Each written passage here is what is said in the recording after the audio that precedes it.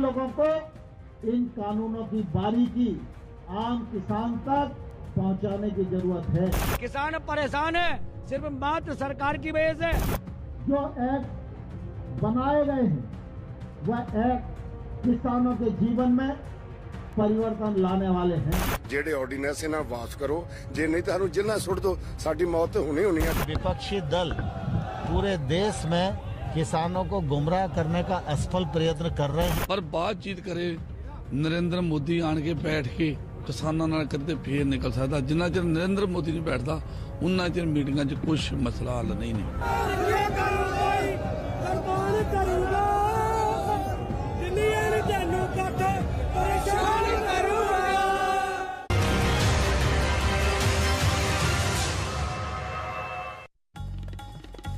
नमस्कार, स्वागत है आपका आज तक पर। आप देख रहे हैं हमारा मॉर्निंग प्राइम टाइम। आपके साथ मैं हूं मीनाक्षी कंडवाल। और बड़ी खबर यही है कि सवाल के साथ जो हम उठा रहे हैं कि क्या अब सुलह का रास्ता सुप्रीम कोर्ट से निकलेगा, क्योंकि 22वां दिन है किसान आंदोलन का और अभी भी किसान ये कह रहे हैं कि अगर कानून वापस आप नहीं लेते हैं तो हम यूं ही इसी तरह डटे रहेंगे। लेकिन इस सबके बीच सुप्रीम कोर्ट में इस मामले को लेकर अहम सुनवाई आज होने वाली है।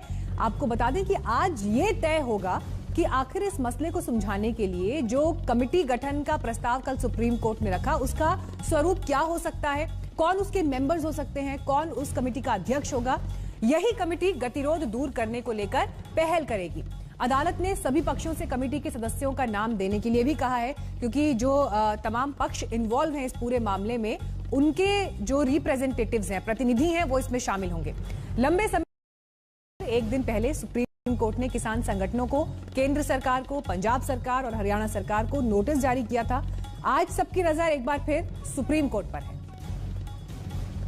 ये कहूंगा कि किसान भाइयों से ये आप आकर और इस समस्या है, इस समस्या का समाधान के लिए आप साथ आएं। और सुप्रीम कोर्ट ने भी जैसा कहा है कि सुप्रीम कोर्ट ने, तो सुप्रीम कोर्ट के फैसले का भी हम स्वागत करते हैं और किसान भाइयों ने भी स्वागत किया है। तो मुझे पूरा भरोसा है कि आज जैसा फैसला हो उसके अनुसार किसान भी जो बॉर्डर के बैठे हैं वो इस पर विचार करेंगे। लगातार या 4-5 महीने हो गए लगातार धरने चलते आ, चाहे पंजाब चाहे इतने 22 दिन इतने भी हो गया। जेड़ा बातचीत दा वा देखो निगड़ू बातचीत है मसला हल, पर बातचीत करे नरेंद्र मोदी आन के बैठ के किसानों नाल करते फिर निकल सकता। जिन्ना चਿਰ नरेंद्र मोदी नहीं बैठता उन्ना चਿਰ मीटिंगां 'ਚ कुछ मसला हल नहीं ने। जब से आंदोलन की शुरुआत हुई है तब से लगातार तमिलनाडु, केरला, महाराष्ट्र, कर्नाटक, तेलंगाना, आंध्र सभी राज्यों से बहुत सारे किसान, बहुत सारे नौजवान जो खेती के क्षेत्र में काम कर रहे हैं वो मुझे आकर मिलते हैं और कहते हैं कि दबाव और प्रभाव में इन कानूनों में कोई संशोधन मत करिएगा। यही कानून आने वाले कल में किसान की तकदीर भी बदलेंगे और भारत की तस्वीर भी बदलेंगे। अगर ये ऐसे बड़े लीडर थोड़ी दरियादिली दिखाएं, इन बिल्स को थोड़े अभी अभियान्स में रख दे, दोबारा किसानों से बात करें, दोबारा उनकी जो उनके जो दिमाग में है, जो उनकी परेशानियां, उनको सुन के उनका पार्ट भी वो बिल में बनाया जाए।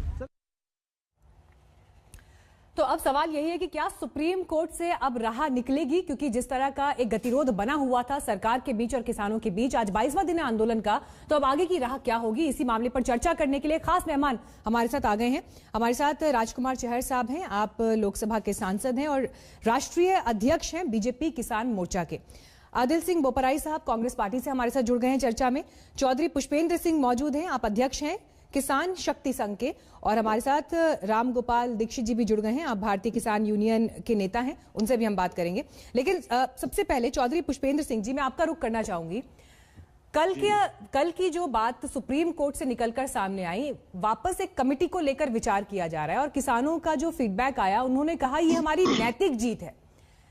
लेकिन कमेटी बनना ये तो वही बात है जो सबसे पहली बैठक में सरकार के साथ एक प्रस्ताव आया था कि एक कमेटी बनाते हैं और उसके बाद बातचीत को आगे बढ़ाते हैं। देखिए मीनाक्षी जी, इसमें जो है कोई नैतिक जीत या हार का कोई सवाल नहीं है। इसी देश के किसान अपनी चुनी हुई सरकार के सामने अपनी परेशानी बताने आए हैं, उनको जो आशंकाएं उनको बताने आए हैं, आंदोलन कर रहे हैं। तो मैं ये कहूं कि किसी की हार हो गई या किसी की जीत हो गई, किसान किसी को नीचा दिखाने के लिए नहीं आया है। किसान अपनी चुनी हुई सरकार के सामने आया है और अपनी बात रख रहा है, और हम स्वागत करते हैं बातचीत का। अगर एक कमेटी के माध्यम से इसका मसले का हल निकल आए, क्योंकि अंत में तो सारी चीजें हल जो निकलता है वो बातचीत के माध्यम से निकलता है, तो निश्चित रूप से हम स्वागत करेंगे एक सब कमेटी बन जाए और किसानों की जो भी आशंका है उनको दूर करते हुए, और तब तक के लिए इसको हम चाहे तो कानूनों को सस्पेंड यदि सुप्रीम कोर्ट कर दे तो इससे और अच्छा क्या होगा, और पार्लियामेंट का एक सेशन विशेष बुलाया जा सकता है इस पर चर्चा करने के लिए, 7 दिन का 6 दिन का, और एक मौका सभी पार्टियों को, दलों को, पक्षों को दिया जाए कि भैया इसमें क्या करना है, वास्तव में क्या आपकी आशंकाएं हैं, और इसका कुछ ना कुछ समाधान पॉजिटिव वे में निकले। किसान यही चाहते हैं, किसी को तंग करने, परेशान करने, आंदोलन करने, क्योंकि हम खुद परेशान हैं, हम लोग सड़कों पर नहीं बैठे हुए। जी शहर साहब, देखिए जो बात किसान नेताओं की तरफ से निकलकर आ रही है, गतिरोध को सुलझाने और बातचीत के तो कई प्रयास हो चुके हैं, लेकिन अब अगर कमेटी भी बनेगी तो उसका भी जो प्रोसीजर आगे रहेगा वो बातचीत का ही रहेगा। और अब ये कम से कम एक ऐसा चुनौतीपूर्ण समय या कहें कि एक हाई टाइम है जब मामले का समाधान होना चाहिए। क्या सरकार की तरफ से कोशिश रहेगी? देखिए, निश्चित रूप से मीनाक्षी, सुप्रीम कोर्ट ने बहुत अच्छी पहल की है और एक गतिरोध को समाप्त करना ही चाहिए, होना ही चाहिए। और किसान ठंड में बैठा है, ये भी बड़ा गुण है कि किसान के लिए ही ये बिल लाए गए हैं, उसकी आय को बढ़ाने वाले बिल हैं, उसकी तकदीर और तस्वीर को बदलने वाले बिल हैं। तो इसके लिए बातचीत के द्वारा ही सब संभव हो पाएगा। कमेटी बनेगी, वो बातचीत ही करेगी, किसी भी स्थिति में जाके बातचीत से ही हल निकलना है, बिना बातचीत के तो कुछ हो नहीं सकता। और सरकार निरंतर बातचीत करने के लिए तैयार है किसान भाइयों से, लेकिन पंजाब के किसानों का एक धड़ा है, वो अभी इस बात को नहीं समझ पा रहा कि भाई बातचीत से ही होगा, सारा हल तो बातचीत से ही निकलेगा। और जो भी सुझाव आप सरकार को देना चाहते हैं वो आप सुझाव दीजिए। अभी सरकार ने लिए बिल लाए, कल आपको लगता है कि भाई ये चीजें और होनी चाहिए जिससे और भला किसानों का हो सकता है उनकी आय बढ़ाने में, तो चिंता तो आए। सरकार भी ये चाहती है और किसान भी हम ये ये चाहते देख रहे हैं कि जब मंत्री भी बयान दे रहे हैं जी, और बातचीत चहर साहब, हम ये देख रहे हैं कि बार बार जो रिस्पांस और जो जवाब सरकार की तरफ से आ रहे हैं उसमें ये कहा जा रहा है कि पंजाब के किसान हैं, हरियाणा के किसान जो मुख्य तौर पर इस वक्त बॉर्डर पर बैठे दिखाई दे रहे हैं, लेकिन कल सुप्रीम कोर्ट ने भी ये कहा कि ये एक राष्ट्रीय मुद्दा है और सहमति के साथ इसका निपटारा होना चाहिए। सुप्रीम कोर्ट ने यह कहा कि यह राष्ट्रीय मुद्दा न बने, ये गतिरोध समाप्त हो, किसानों के संगठन के और सरकार बातचीत होनी चाहिए, किसान एक टीम बननी चाहिए और सरकार की एक टीम बननी चाहिए, दोनों मिलें, बैठें, बातचीत करें और इसका रास्ता निकालें।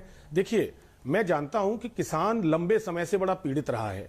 70 साल के आजादी के बाद जिस प्रकार कांग्रेस पार्टी सहित अन्य दलों के जो शासन रहे उसमें जो किसानों की दुर्दशा हुई है, बेचारा किसान बड़ा परेशान है और उसी परेशानी के कारण वो आज उसके अंदर से जो आग निकली है, तो वो जानते हैं कि हमारी समस्या का समाधान मोदी जी ने ही किया है, मोदी जी ही हमारी चिंता कर रहे हैं और नरेंद्र मोदी जी के रहते हुए ही हमारा और भला हो सकता है। तो इसलिए किसान की चिंता है। तो किसान तो चाहते हैं कि मोदी जी के रहते हुए कुछ अच्छे काम और हो जाए और मोदी जी कर भी रहे हैं। तो केवल एक लाइन की बात है, मुझे नहीं पता कि इस पर इतने बड़े कोई आंदोलन की आवश्यकता भी नहीं थी, बड़ा स्पष्ट है। एमएसपी पे जवाब दे दिया गया। माननीय प्रधानमंत्री जी ने कच्छ में भी कहा, बनारस में भी कहा, अपने जन्मदिन पे भी कहा कि एमएसपी थी, है और रहेगी। कृषि मंत्री जी लिख के देने तैयार हैं। आपके सुझाव कुछ और आने चाहिए, उन सुझावों को बातचीत के लिए अच्छा और करने के लिए तैयार हैं। तो आखिर आप क्या चाहते हैं? तो कहीं ना कहीं बातचीत करनी चाहिए, बातचीत से रास्ता निकलेगा, किसानों को और लाभ मिल सके। योगेंद्र यादव जी ने एक ट्वीट किया है, क्योंकि वो भी आंदोलन को समर्थन दे रहे हैं। उनके ट्वीट की मैं कुछ लाइंस पढ़ रही हूं इसमें से। उच्चतम न्यायालय तीनों कृषि कानूनों की संवैधानिकता तय कर सकता है और उसे ऐसा करना चाहिए, लेकिन इन कानूनों की व्यवहार्यता और वांछनीयता को न्यायपालिका तय नहीं कर सकती। ये किसानों और उनके निर्वाचित नेताओं के बीच की बात है। न्यायालय की निगरानी में वार्ता गलत रास्ता होगी। अब वो अगर इस पर भी भरोसा नहीं कर रहे, और सवाल यह भी उठता है, जो सरकार भी इससे पहले कह रही है, कि किस एक व्यक्ति या किस एक संगठन से बात होगी, क्योंकि आंदोलन में जो अलग अलग संगठन जुड़े हुए हैं, किसी का कुछ मानना हो सकता है, किसी का कुछ प्रस्ताव या कोई मांग हो सकती है, लेकिन एक स्वर में एक पक्ष के आधार पर कैसे बात होगी? नहीं, देखिए, मैं किसी व्यक्ति के ट्वीट के विषय में कोई टिप्पणी नहीं करना चाहता। मैंने रेफरेंस में लिया सब कि लोग इस तरह से अगर एक जी, व्यक्ति, क्योंकि वो भी समर्थन दे रहे हैं, उसी पे आ रहा हूं मैं जी, मैं उसी पे आ रहा हूं। देखिए, कोई व्यक्ति अगर कोई राय रखता है, अंत तो गत्वा लोकतंत्र में आप अपनी चुनी हुई सरकार से वार्ता के माध्यम से किसी मुद्दे का हल निकाल सकते हैं। उसमें ना निकले, सरकार से ना निकले तो संसद है, संसद में सारे दल आ जाएंगे, सारे देश के रिप्रेजेंटेटिव वहां बैठे हैं, किसान संगठनों के रिप्रेजेंटेटिव हैं, तो उनसे एक वार्ता का रास्ता जो निकालने की बात सुप्रीम कोर्ट ने कही है, ये स्वागत योग्य कदम है, इसमें कोई इफ एंड बट की बात नहीं है। और सुप्रीम कोर्ट भी एक संवैधानिक संस्था है, उसके हर आदेश का हर एक व्यक्ति इस देश में पालन करता है, चाहे सरकार हो, चाहे विपक्ष हो, चाहे किसान नेता हो। तो इसमें हमें कोई शक शुबा करने की आवश्यकता नहीं है। एक रास्ता निकला है, क्योंकि दोनों ही रुख जो है, कहीं मिडल का रास्ता, जो बीच का रास्ता नहीं आ पा रहे थे, वार्ता बंद हो गई थी जो बंद नहीं होनी चाहिए थी। तो सुप्रीम कोर्ट ने एक अच्छा स्टेप लिया। इसमें अगर इस कानूनों को तब तक, जब तक कि ये इसका हल ना हो जाए वार्ता से, अगर सस्पेंड कर दें या स्टे उसके ऊपर लगा दें, तो एक रास्ता और अच्छा निकल सकता है। जी, चलिए, आप इस पर भरोसा जता रहे हैं, लेकिन परेशानी की बात यही है कि जो सरकार के मंत्रियों की तरफ से भी अलग अलग स्टेटमेंट्स में कहा गया कि अगर जितने संगठन इन्वॉल्व हैं उन सब से कैसे बात होगी, क्योंकि सबके व्यूज अलग हो सकते हैं, रिस्पॉन्सेज अलग हो सकते हैं, तो ऐसे में एक स्वर में क्या बात आएगी। लेकिन अब सुप्रीम कोर्ट में जो आज सुनवाई होने वाली है, उससे आज कुछ महत्वपूर्ण दिशा निर्देश सामने आ सकते हैं। आपको चर्चा में यहां पर मैं लाना चाहूंगी आदिल सिंह बोपराई जी। सवाल ये उठ रहा है, जो सरकार की भी चिंता है, आंदोलन को आज 22वां दिन हो गया है, लेकिन अब इस तरह की तस्वीरें भी वहां पर सामने आ रही हैं, चाहे जो पोस्टर्स लग रहे हैं या प्रधानमंत्री को लेकर जो एक वीडियो वायरल हो गया जिसमें एक महिला जो उन पर आरोप लगा रही है या उनको लेकर जिस तरह की अभद्र भाषा का इस्तेमाल कर रही है। अगर इस तरह के तत्व आंदोलन में शामिल होंगे तो यकीनन ये सरकार के लिए एक चिंता का विषय होगा कि कहीं उस आंदोलन का फायदा ना उठाया जाए इन तत्वों की तरफ से। देखिए मीनाक्षी जी, सबसे पहले तो हमारे 22 किसान बुजुर्गों ने शहादत दी है ये काले कानूनों के खिलाफ, उनको मैं श्रद्धांजलि देना चाहता हूं। वो 22 किसान हिंदुस्तान के सिटीजन्स थे, कोई बाहरले देश के सिटीजन्स नहीं थे, पहली बात। दूसरी बात, आप अभद्र भाषा का आपने विषय उठाया है। जब भारत सरकार के मंत्री किसानों को आतंकवादी, नक्सलवादी, खालिस्तानी कहते हैं, क्या वो अभद्र भाषा नहीं है? जिस किसान ने देश का पेट पाला है, इनमें से हजारों किसान हैं जो एक्स सर्विसमैन हैं, हजारों किसान हैं जिनके बेटे आज की डेट पर सरहद पर देश की सीमाओं को प्रोटेक्शन दे रहे हैं, गार्ड कर रहे हैं। उनको जब आतंकी कहा जाता है, वो अभद्र भाषा नहीं। जब आप चर्चा पे जाते हो तो आप ट्रस्ट डेफिसिट को कम करते हो, ना ही कि ट्रस्ट डेफिसिट को बढ़ाते हो। सो जब आप आतंकी कहते हो किसानी जथेबंदियों को, तो इससे कोई आपकी नीयत अच्छी नहीं दिखती, पहली बात। दूसरी बात, मैडम, मैं मेरिट्स पे आना चाहता हूं। भारतीय जनता पार्टी कह रही है जी, मेरा आपसे सवाल ये है कि जो पोस्टर्स वहां पर लग रहे हैं, जिस तरह की भाषा का इस्तेमाल हो रहा है, वो कुछ ऐसे तत्व हैं जो वहां पर पहुंचे हैं, वो वीडियो सब जगह वायरल हैं, आपने भी देखा होगा। मेरा सवाल आपसे उस पर है, क्या रिएक्शन है इसका कांग्रेस पार्टी पर? आप क्या सोचते हैं उसके बारे में? ये बहुत ही दुर्भाग्यपूर्ण है कि मीडिया और भाजपा कोई ऑड केस को उठाकर टीवी पे और सोशल मीडिया पे चलाती है। ये गलत है। जहां तक आपने पूरा ये मूवमेंट देखी, आपको लगता है कि सरकार की चिंता नहीं होनी चाहिए उस बात पर? देखिए मैडम, अगर बब्बर खालसा के आतंकी का पोस्टर लग जाता है तो सरकार की चिंता नहीं होनी चाहिए क्या उस पर? क्या 5 लाख किसानों में 5 लाख पोस्टर बब्बर खालसा के लगे? क्या कोई एक और केस, अगर एक भी पोस्टर लगता है, अगर एक भी पोस्टर लगता है तो क्या वो सरकार की चिंता नहीं होनी चाहिए? तो फिर सरकार को उस पर कार्रवाई करनी चाहिए। अगर कोई ऐसा तथ्य है, सरकार के मानना है कि ऐसा तथ्य है जो 1, 2, 5 तथ्य है, तो उन पे कार्रवाई करे। कौन उनको रोक रहा है? ठीक है, दीक्षित साहब भी आ गए, उनसे मैं जवाब दूंगी। पहले चहल साहब फटाफट आप इस पर रिस्पॉन्स कर दीजिए, ब्रेक का समय हो रहा है। देखिए, कांग्रेस पार्टी ने जो लंबे समय किसानों की जो दुर्दशा की और जो पाप किए किसानों के साथ, उन पापों को धोने का काम किया जा रहा है। किसान को उसकी आय बढ़े, उसकी समृद्धि हो, किसान के जीवन में खुशहाली आए, वो अच्छे से जी सके, छोटा किसान आगे बढ़ सके, उसके लिए ये बिल लाए गए हैं। इस तरह का हंगामा करने की आवश्यकता कांग्रेस पार्टी को नहीं थी। कांग्रेस पार्टी को पूरे देश ने नकार दिया है।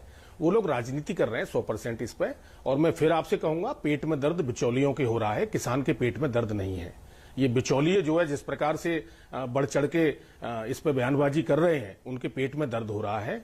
किसान की चिंता नरेंद्र मोदी जी सरकार कर रही है। वो किसान सम्मान निधि देने से शुरुआत कर दी थी और किसान की आय बढ़ के रहेगी, उसे कोई बिचौलिया रोक नहीं सकता। मैं आपको बड़े विश्वास के साथ कहता हूं, पूरा देश का किसान नरेंद्र मोदी जी के साथ है, सरकार के साथ है और बिलों के साथ है। आप पूरे देश के किसान की बात कर रहे हैं, लेकिन 22वां दिन है आज किसान आंदोलन का, जहां पर जमीन को बिछौना बनाकर किसान इस्तेमाल कर रहा है। आसमान में जो सर्दी मौजूद है उसको ओढ़ भी रहा है और ये तस्वीर भी देश के सामने है। हालांकि इस बीच सुप्रीम कोर्ट में अब मामला है, जब सुनवाई में कमेटी बनाने को लेकर अब विचार होगा। क्या कमेटी का स्वरूप होगा, इसे लेकर आज अहम सुनवाई है। चर्चा यहीं से आगे बढ़ाएंगे। तो किसान आंदोलन का आज 22वां दिन और सुप्रीम कोर्ट में अहम सुनवाई है और आज दोनों पक्षों की कमेटी पर फैसला होगा। सरकार और संगठन आज लिस्ट भी सौंपेंगे, लेकिन इस बीच किसानों का प्रदर्शन भी जारी है। हालांकि अब देखना यह होगा कि सुप्रीम कोर्ट से जिस कमेटी को बनाने की बात की गई है, कौन उसका अध्यक्ष होगा, कौन से मेंबर्स होंगे जो उसमें शामिल होंगे, सरकार की तरफ से क्या आज जवाब दिया जाता है, फीडबैक दिया जाता है सुप्रीम कोर्ट में, तो ये देखना होगा। तमाम मेहमान जुड़े हुए हैं हमारे साथ। एक छोटे से ब्रेक के बाद फौरन लौट रहे हैं। ठिठुरा देने वाली सर्दी के बीच किसान अभी भी दिल्ली के बॉर्डर पर डटे हुए हैं। ये 22वां दिन है आंदोलन का। हालांकि मामला सुप्रीम कोर्ट तक भी पहुंच चुका है और अब ऐसा लग रहा है कि क्या सुप्रीम कोर्ट से यह गतिरोध टूट सकता है। निगाहें सुप्रीम कोर्ट पर आज इसलिए हैं क्योंकि सुनवाई का ये दूसरा दिन है जब सुप्रीम कोर्ट इस पर बात करेगा और देखना यह होगा कि जिस कमेटी का जिक्र कोर्ट ने कल किया उसको लेकर आज क्या स्वरूप तय हो सकता है या क्या कोर्ट की तरफ से दिशा निर्देश आ सकते हैं। हालांकि इस बीच कोर्ट ने पंजाब सरकार, यूपी सरकार, दिल्ली और केंद्र सरकार से भी जवाब मांगा है किसान आंदोलन को लेकर। लेकिन आपको यह भी बता दें कि किसान संगठनों को भी नोटिस दिया गया और आपको यहां स्क्रीन पर हम लगातार दिखा भी रहे हैं कि कौन कौन से वो किसान संगठन हैं। 8 संगठन जिनको सुप्रीम कोर्ट की तरफ से नोटिस दिया गया है, क्योंकि कल जब सुनवाई हुई थी तो ये सुनवाई एक जनहित याचिका पर हुई और उस दौरान किसान संगठन का कोई भी नेता या रिप्रेजेंटेटिव वहां पर मौजूद नहीं था। वह एक किसानों के जीवन में परिवर्तन लाने वाले हैं। वह एक किसानों को महंगी फसलों की ओर आकर्षित करने वाले हैं। इन कानूनों के माध्यम से किसान के पास टेक्नोलॉजी पहुंचेगी। इन कानूनों के माध्यम से किसानों के पास प्रोसेसर पहुंचेंगे, एक्सपोर्टर पहुंचेंगे और किसान वैश्विक मानकों के अनुसार खेती कर सकेगा। किसानों के कंधे पे रद्दबंदी चढ़ा रहे हैं, मार दिया मोदी ने। ये किसान विरोधी कानून है। अरे तुम करो तो पुण्य और मोदी जी कह रहे तो पाप। धन्यवादी कांग्रेस, जरा भी शर्म नहीं आती। एक दिन में 10 रुपये बजा रहे, उजू तुरंत गलत है, गलत है, गलत है। और राहुल बाबा जिसका चौकीदार चोर है, चौकीदार चोर है कि जनता ने ऐसा पछाड़ा कि आज तक लूट। इस कृषि बिल को लाकर किसान को आजाद करने का काम देश के प्रधानमंत्री नरेंद्र मोदी जी ने किया। क्या नरेंद्र मोदी जी ने गुनाह किया है? किसान को यदि इस बिल ने किसान को आजादी दी, यह बिल किसान को व्यवसायी बनाना, व्यापारी बनाना, यह बिल जो पहला 3 बिल है, पहले बिल में किसान को ये छूट दी है कि वह जाकर अपना उत्पादन मंडी के बाहर कहीं भी बेच सकता है। तो सरकार ने अपने तमाम बड़े मंत्रियों को और बीजेपी ने बड़े नेताओं को मैदान में उतारा है कि वो किसान को समझाए बुझाए, संवाद की एक कोशिश हो। लेकिन इस बीच किसानों का यह कहना है कि कानून वापस लेने से कम पर कुछ भी मंजूर नहीं और इसी गतिरोध को तोड़ने के लिए सुप्रीम कोर्ट से एक राह निकलती हुई दिखाई दे रही है। लेकिन देखना होगा कि आगे होता क्या है। दीक्षित साहब, आपका मैं रुख करना चाहूंगी क्योंकि आपने कृषि मंत्री से भी मुलाकात की और आपने सरकार को समर्थन भी दिया इस बात के लिए कि ये जो बिल है ये किसानों के पक्ष में है। लेकिन सवाल यही उठता है कि किसानों के बीच भी जो ये 2 धड़े दिखाई दे रहे हैं, ऐसे में बातचीत आगे कैसे बढ़ेगी? किस पर भरोसा किया जाएगा, किस पर नहीं किया जाएगा? वैसे किसान क्योंकि दिखाई देते हैं कि अलग 2 धड़े में, एक्चुअल में किसान सारे देश का एक ही है, एक ही तरह से सोचता है, अलग नहीं सोचता है। ये जरूर है कि किसान कहीं से कोई मोटिवेटेड हो गए, कहीं किसी का मोहरा बन गए, एक अलग पक्ष है। लेकिन सारे देश का किसान, चाहे पंजाब है, चाहे हरियाणा है, चाहे उत्तर प्रदेश है, किसान किसान है, वो बटता नहीं है, वो जमीन से जुड़ा हुआ है। लेकिन जो आपने बात बोली कि सरकार के साथ कैसे बातचीत हो सकती है, तो अब सरकार ने जिस प्रकार का संवाद का क्रम रखा है और अगर सरकार जिस प्रकार की चीजों को समझाना चाह रही है, डिटेल में बताना चाह रही है, मुझे ऐसा लगता है कि जो इस देश का सच्चा किसान है वो सरकार की बात को समझकर जो आवश्यक कुछ संशोधन है उनको संशोधन करते हुए वार्ता में शामिल होगा ही। और यही सोच करके हम लोग कृषि मंत्री जी से मिलने के लिए आए थे, क्योंकि हमें पता है पिछले 50 वर्षों में जितना पिछड़ा अगर कोई इस देश में कोई एक वर्ग है तो वो सिर्फ किसान है। कोई एक छोटा सा व्यक्ति भी अपने घर में छोटे से कमरे में कुछ चीजें बनाकर बाजार में बड़ी कीमतों में बेच सकता है, लेकिन एकड़ बीघे के बीघे जमीन होने के बाद किसान अपनी कीमत, अपने ही प्रोडक्ट्स की कीमत खुद निश्चित नहीं कर सकता। और मैं कितना दंग हूं आज के समय पर, जिसको लेकर मुझे लगा प्रधानमंत्री अपने कृषि मंत्री जी को हमें मिलना चाहिए। मैं यहाँ आपको एक बात शेयर करता हूं कि कोई भी हमारे घर के छोटे छोटे बच्चे अपने मोबाइल पर ऐप डाउनलोड करके अपने घर की किसी भी चीज को अपनी कॉस्ट पर सेल कर देते हैं। वो किसी भी ऐप पर डालेंगे और उसमें कहें भाई इसकी इतनी कॉस्ट है, आप ले लो। बचपन से मैंने ये देखा है, हम ये गीत गाते थे कि दुनिया शान पे मरी है, चेतरे किसान भोरे भावरे, ऐसे करके हम लोग अपने बचपन में गीत गाते थे, जो लोकल लोग गीत गाते थे। यानी किसान की हालत ऐसी होगी कि वो इतना बड़ा पैदा करने वाला व्यक्ति आज अपनी चीजों को तय नहीं कर पाता है। तो अगर ऐसा मौका मिल रहा है, किसान को भी विकसित होने की संभावना बन रही है, तो क्यों किसान पीछे रहना चाहिए? और क्योंकि वास्तविकताएं सामने आएंगी। अब जैसे तीनों बिलों का विषय है, तो तीनों बिलों में मैंने खुद होकर के स्टडी करी है, इसके बारे में जाना है। मुझे ऐसा लग रहा है कि जैसे अन्य उद्योग जिस प्रकार से विकसित हो रहे हैं, कृषि उद्योग, भारत का कृषि उद्योग, क्योंकि सारी ऋतुएं रंग बिरंगी 6 ऋतु इस देश में है, फिर भी चाइना है या अन्य देश हैं वो कृषि के क्षेत्र में आगे जा रहे हैं। भारत की 70% से ज्यादा आबादी गांव में रहती है, किसान है, और इतने मेहनती है भारत के किसान, इतने मेहनती है। आप देखिए ना कितनी कड़ाके की सर्दी में भी हमारे किसान भाई सड़क पर बैठे हैं। मतलब मेहनत करने में, जज्बा में कोई वो नहीं है, ठीक है, लेकिन फिर भी उसको जो पीछे आंका गया था, आज की जो बदलती सरकार है इसने बड़ा परिवर्तन करने की सोची है, तब हमने सरकार के समर्थन की बात करी। बोलिए पुष्पेंद्र जी। देखिए, मैं 5 सूत्री कार्यक्रम बता देता हूं जिसके माध्यम से सारी समस्या का हल हो सकता है। सबसे पहले सुप्रीम कोर्ट के निर्देश में या सरकार चाहे तो इन कानूनों को एक कमेटी बना करके जो इसमें निर्णय ले फाइनल, तब तक के लिए इन बिलों को जो है सस्पेंड कर दिया जाए या स्टेज के ऊपर दे दिया जाए। दूसरा, इसके पैरेलल सरकार कृषि लागत मूल्य आयोग के अनुसार जो संपूर्ण लागत होती है, जिसको C2 लागत कहते हैं, उसका 1.5 गुना फसलों का MSP घोषित करने का प्रबंध करें। उसके अलावा MSP जो घोषित हो वो प्राइवेट सेक्टर पे भी लागू हो, बाध्यकारी हो, इसका किया जाए। PM किसान योजना में जो 6,000 रुपए दिए जा रहे हैं, किसान बहुत मरणासन है, उसको 24,000 रुपए किया जाए। और MSP जो है दूध में भी लागू की जाए, जो MSP दूध के अमूल के रेट होते हैं, जो किसानों की अपनी संस्था है, उसके अनुसार जो है इसको जो है दूध के ऊपर भी इसको लागू किया जाए।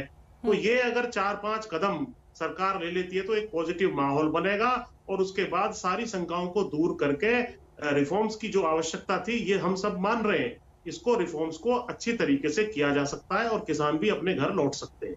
ठीक है शहर साहब, सरकार इस पर अग्री करेगी जैसे वो ये सुझाव दे रहे हैं बातचीत के माहौल को सकारात्मक दिशा में ले जाने के लिए?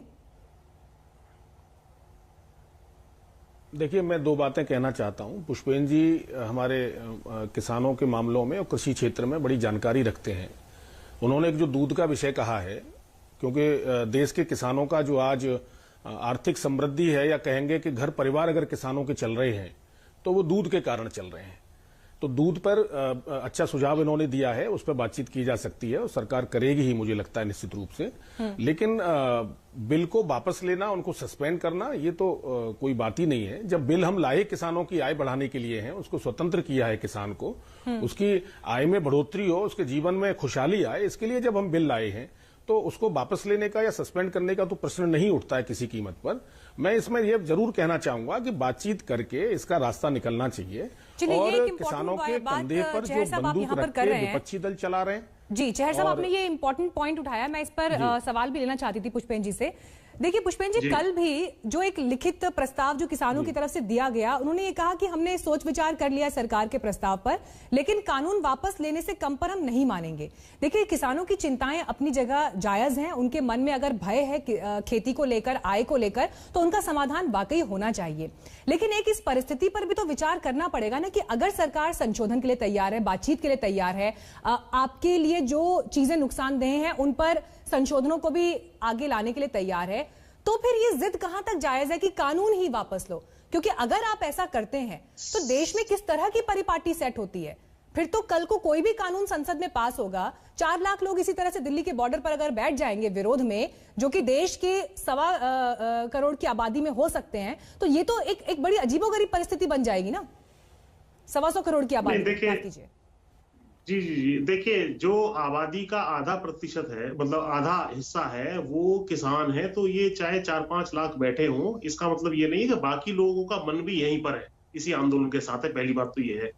दूसरा, हमारे बड़े भाई हैं चाहर साहब और बड़े सम्मानित किसान नेता भी हैं, मेरा निवेदन मैंने ये किया था कि आप इनको हटाने की बात नहीं कह रहा मैं कह रहा हूं कि कुछ दिनों के लिए, जब तक इस कमेटी के माध्यम से इसका कोई फैसला ना आ जाए और किसानों की संतुष्टि ना हो जाए, तब तक के लिए इसको सस्पेंड करने का एक बीच का रास्ता हो सकता है। क्योंकि किसान अड़े हुए हैं कि भाई इसको रिजेक्ट करो, आप कह रहे हैं कि नहीं हम इसको चालू रखेंगे, तो इन दोनों के बीच का रास्ता ये हो सकता है कि चलिए ठीक है, जब तक कमेटी इस पर निर्णय नहीं ले लेती तब तक इसको हमने स्टे कर दिया, या सुप्रीम कोर्ट इसको स्टे कर दे।